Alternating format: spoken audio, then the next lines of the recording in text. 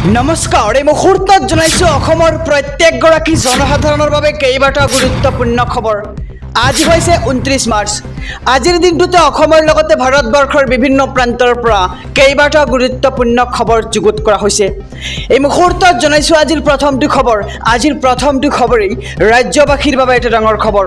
কাইলৈৰ পৰা 1 এপ্ৰিললৈ বন্ধ থাকিব পেট্ৰল পাম্পসমূহ। 30 মাৰ্চৰ পুৱা 5 বজাৰ পৰা 1 এপ্ৰিলৰ পুৱা 5 বজালৈ বন্ধ থাকিব petrol pump. North east petroleum dealers এছ'চিয়েশ্যনৰ প্ৰতিবাদী কাৰ্যসূচী। কেইবাটা দাবী লৈ নৰ্থ ইষ্ট পেট্ৰল ডিলাৰ্ছ এছ'চিয়েশ্যনৰ ধৰ্মঘট। আৰু 2017 চনৰ পৰা অইল কোম্পানীসমূহে কমিশ্যন দিয়া নাই পেট্ৰলিয়াম ডিলাৰ্ছক। আৰু কাইলৈৰ পৰা 1 এপ্ৰিললৈ বন্ধ থাকিব ৰাজ্যৰ বিভিন্ন প্ৰান্তৰ পেট্ৰল পাম্পসমূহ। আৰু 30 মাৰ্চৰ পুৱা 5 বজাৰ পৰা 1 এপ্ৰিলৰ পুৱা 5 বজালৈ পেট্ৰল পাম্পসমূহ বন্ধ থাকিব। আৰু নৰ্থ ইষ্ট পেট্ৰলিয়াম ডিলাৰ্ছ এছ'চিয়েশ্যনৰ প্ৰতিবাদী কাৰ্যসূচী। কেইবাটাও দাবী লৈ নৰ্থ ইষ্ট পেট্ৰলিয়াম ডিলাৰ্ছ এছ'চিয়েশ্যনৰ ধৰ্মঘট। আৰু 2017 চনৰ পৰা অইল কোম্পানীসমূহে কমিশ্যন দিয়া নাই পেট্ৰলিয়াম ডিলাৰ্ছসমূহক। এই মুহূৰ্তত জনাইছোঁ আজিৰ দ্বিতীয় নম্বৰ খবৰটো। পান আৰু আধাৰ কাৰ্ডৰ গৰাকীৰ বাবে জৰুৰী খবৰ। পান আৰু আধাৰ কাৰ্ড লিংক কৰিলেনে? যিসকলে এতিয়াও লিংক কৰা নাই শীঘ্ৰেই কৰক লিংক, কিয়নো 31 মাৰ্চে হৈছে পান আৰু আধাৰ কাৰ্ডৰ লিংক কৰাৰ শেষ সময়সীমা। আপুনি অন্যথা ভৰিব লাগিব পাৰে জৰিমনা। লিংক নকৰা পান কাৰ্ড হৈ পৰিব নিষ্ক্ৰিয়।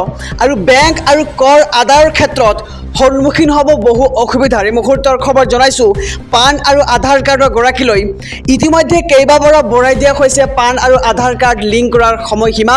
আৰু সময়সীমাৰ ভিতৰত লিংক নকৰাসকলে ভৰিব লাগিব পাৰে 1000 টকাৰ জৰিমনা। আৰু www.incometax.gov.in গৈ আপুনি কৰিব পাৰিব পান আৰু আধাৰ কাৰ্ডৰ লিংক। পান আৰু আধাৰ কাৰ্ডৰ গৰাকীৰ বাবে জৰুৰী খবৰ। আমি সবিশেষ খবৰ জনাইছোঁ যে পান আৰু আধাৰ কাৰ্ড আপুনি লিংক কৰিলে, যদি কৰা নাই, যিসকলে এতিয়াও লিংক কৰা নাই তেন্তে আপুনি শীঘ্ৰেই কৰি লওক লিংক। 31 মাৰ্চে হৈছে শেষ সময়সীমা।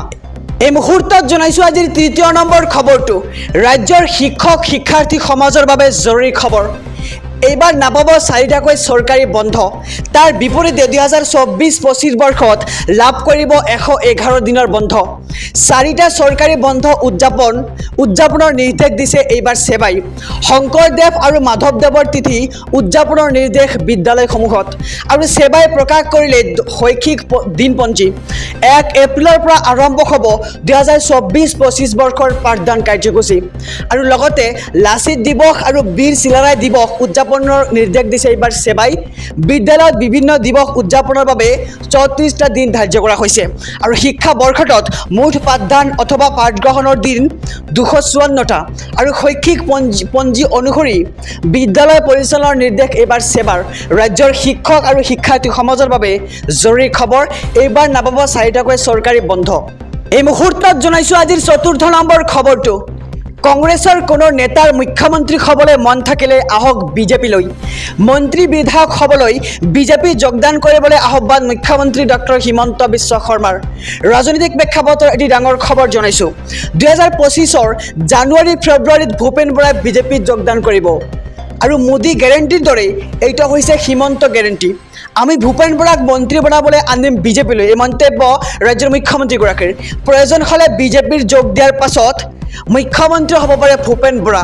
আৰু বিজেপিয়ে মোক কংগ্ৰেছৰ পৰা আনি মুখ্যমন্ত্ৰী পাতিছে, এই মন্তব্য কৰে মুখ্যমন্ত্ৰী ডক্টৰ হিমন্ত বিশ্ব শৰ্মাই। আৰু পুনৰ এইবাৰ মিয়া ভোট নালাগে বুলি ক'লে মুখ্যমন্ত্ৰী ডক্টৰ হিমন্ত বিশ্ব শৰ্মাই। আগন্তুক 2026 আগে মিয়া ভোটসমূহ বিজেপিলৈ আহিব বুলি মন্তব্য মুখ্যমন্ত্ৰীগৰাকীৰ। টোল গেটক লৈ চৰকাৰৰ বৃহৎ ঘোষণা। এতিয়াৰ পৰা টোল গেটত হাৰাশাস্তিৰ সন্মুখীন নহয় আৰু আপুনি। ৰাষ্ট্ৰীয় ঘাইপথৰ পৰা নাইকিয়া হ'ব টোল গেটৰ ব্যৱস্থা। সলনি হ'ব টোল টেক্স সংগ্ৰহৰ সম্পূৰ্ণ প্ৰক্ৰিয়া।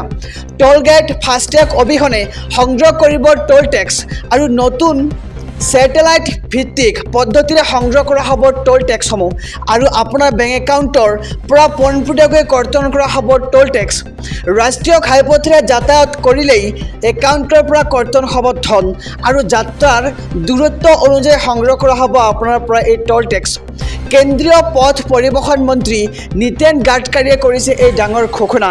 আৰু টোল গেটক লৈ চৰকাৰৰ এই বৃহৎ ঘোষণা। এতিয়াৰ পৰা টোল গেটত হাৰাশাস্তিৰ সন্মুখীন নহয় আৰু আপুনি। বহাগ বিহুৰ পূৰ্বে লাখ লাখ লোকৰ বাবে ডাঙৰ খবৰ। বিহুৰ পূৰ্বে একাউণ্টত সোমাব ধন, হাতত মাত্ৰ কেইটামান দিনহে বাকী। কাৰ কাৰ একাউণ্টত সোমাব ধন, আহক সবিশেষ জানি লওঁ। শীঘ্ৰে আপডেট কৰক আপোনাৰ বেংক একাউণ্ট, কিয়নো 10 এপ্ৰিলত একাউণ্টত জমা হ'ব ধন। অৰুণোদয় আঁচনিৰ হিতাধিকাৰীয়ে পাব ধন, বৃদ্ধ পেঞ্চন আঁচনিৰ হিতাধিকাৰীয়ে পাব ধন, দিব্যাংগ আঁচনিত অন্তৰ্ভুক্ত লোকৰো একাউণ্টত ধন জমা হ'ব 10 এপ্ৰিল তাৰিখে। আৰু বহাগ বিহুৰ পূৰ্বে লাভ কৰিব এই ধনৰাশি ৰাজ্যৰ লাখ লাখ হিতাধিকাৰীয়ে। আৰু 1 এপ্ৰিলৰ পৰা 10 এপ্ৰিলৰ ভিতৰত লাভ কৰিব আপুনি ৰেচন। আৰু ধন লাভ কৰিবলৈ 31 মাৰ্চৰ পিছত আপডেট কৰক আপোনাৰ বেংক একাউণ্ট। আৰু যদিহে EKYC দিয়া নাই তেন্তে সেয়াও আপুনি আপডেট কৰি লওক। আৰু বহাগ বিহুৰ পূৰ্বেই লাখ লাখ লোকৰ বাবে ডাঙৰ খবৰ আহি পৰিছে, কিয়নো বিহুৰ পূৰ্বে একাউণ্টত সোমাব ধন আৰু হাতত মাত্ৰ কেইটামান দিনহে বাকী। লাখ লাখ শিক্ষাৰ্থীলৈ সেৱাৰ গুৰুত্বপূৰ্ণ নিৰ্দেশনা। আৰম্ভ হ'ব শিক্ষাৰ্থীৰ পঞ্জীয়ন। 1 এপ্ৰিলৰ পৰা আৰম্ভ হ'ব নৱম শ্ৰেণীৰ শিক্ষাৰ্থীৰ পঞ্জীয়ন প্ৰক্ৰিয়া। নৱম শ্ৰেণী উত্তীৰ্ণ প্ৰতিগৰাকী শিক্ষাৰ্থীৰ পঞ্জীয়ন বাধ্যতামূলক।